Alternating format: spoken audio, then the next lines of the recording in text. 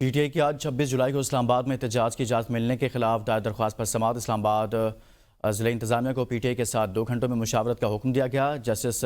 سمن رفعت امتیاز نے ریمارکس دیے کہ 2 گھنٹے ہیں، آپس میں مشاورت کر کے 12:30 بجے عدالت کو آگاہ کریں۔ جسٹس سمن رفعت امتیاز نے پی ٹی آئی رہنما عامر مغل کی درخواست پر سماعت کی۔ عدالت نے کیس کی سماعت 12:30 بجے تک کے لیے ملتوی کر دی۔ اس خبر سے متعلق آپ کو آگاہ کریں کہ اسلام آباد ہائی کورٹ کی جانب سے مشاورت کے احکامات دیے گئے۔ مزید بات کریں گے جمشید قادر سے۔ جمشید، مزید کہیے گا۔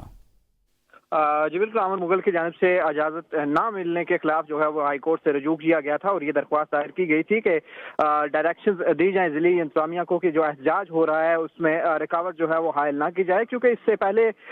بھی اسلام آباد انتظامیہ کی جانب سے این او سی جاری کیا گیا تھا جلسے کے لیے، اور وہ عین آخری جو وقت پہ جو ہے وہ کینسل کر دی گئی تھی این او سی۔ اس حوالے سے آج شعیب شاہین عدالت پیش ہوئے اور شعیب شاہین نے دلائل دیے کہ اس سے پہلے بھی ہماری این او سی کینسل ہو چکی ہے اور ہم نے درخواست دی تھی ضلعی انتظامیہ کو، جو ضلعی انتظامیہ نے مسترد کر دیا ہے، جس پر عدالت میں جو عدالت کے سامنے جواب جمع کروایا گیا ضلعی انتظامیہ میں، اس میں موقف اختیار کیا گیا کہ الیکشن جو پریس کلب ہے اس کے باہر ہم کیونکہ ان کی درخواست میں موجود ہے کہ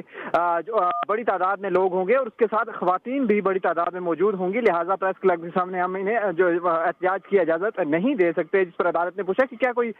قانون موجود ہے کہ پریس کلب کے سامنے اگر خواتین بڑی تعداد میں آ جائیں تو وہ وہاں پہ احتجاج نہیں کر سکتی، یا بہت شکریہ جمشید قادر، اس حوالے سے آگاہ کر رہے تھے۔